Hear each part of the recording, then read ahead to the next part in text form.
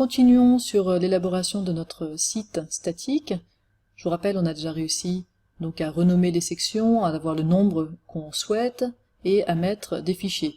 Alors on avait mis un fichier PDF, vous pouvez mettre tout type de fichier, il n'y a pas de restriction sur l'extension du fichier, vous pouvez mettre un MP3 par exemple si vous le souhaitez. On va regarder maintenant une chose qui est très pratique, c'est les pages. Donc on va rajouter ici une page. Une page en fait, c'est comme une page internet. Ça va avoir un nom, je vous rappelle le nom c'est toujours le nom qui s'affiche sur votre page d'accueil sur Moodle. Donc par exemple, je vais appeler ça les 4 saisons. La description, j'avais laissé de côté la dernière fois, donc la description d'un élément, elle est facultative, vous n'êtes pas obligé de la mettre. Si vous la mettez et que vous cochez cette case, elle va s'afficher sur la page d'accueil. Alors on va le faire ici pour le test, donc par exemple je vais marquer un incontournable, Vivaldi,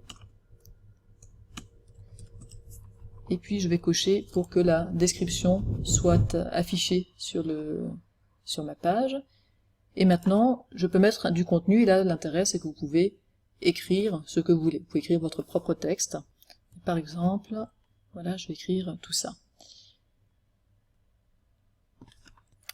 À nouveau, pour l'instant, je vous propose de laisser tous les paramétrages, ils sont subtils, il y en a beaucoup, et vous verrez que pour chaque activité, chaque type de ressource de Moodle, vous avez un grand nombre de réglages possibles. Pour l'instant, je vous propose de tout laisser par défaut, de cliquer sur Enregistrer, revenir au cours, et vous avez maintenant, donc sous Antonio Vivaldi, non seulement le fichier de biographie de Vivaldi, mais cette page, les 4 saisons, avec sa description qui apparaît sur le cours.